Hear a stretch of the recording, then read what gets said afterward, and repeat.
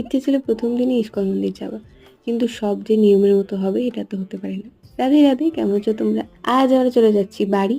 And এই কটা দিন খুব সুন্দর করে, খুব ভালো করে কাটলো।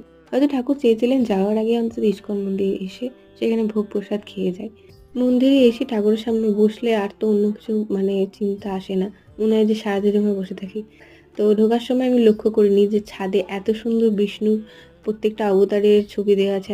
যারা এই ছবিগুলো এঁকেছে তাদের সত্যি ভাগ্য। যাই হোক, তখন আমরা গেছিলাম দুপুরের টাইমে, তো ভগবানকে ভোগ দেওয়া হবে। তো তখন ভোগের টাইমে পর্দা লাগিয়ে দিয়েছিল। ততক্ষণ আমরা চারিপাশটা ঘুরে দেখছিলাম। অ্যান্ড কীর্তন হচ্ছিল, ততক্ষণ আমরা কীর্তনও করেছি। অ্যান্ড তারপরে ভোগ প্রসাদ হয়ে যাওয়ার পর তারপরে অনেকক্ষণ ধরে আরতি হলো, খুব সুন্দর লাগলো।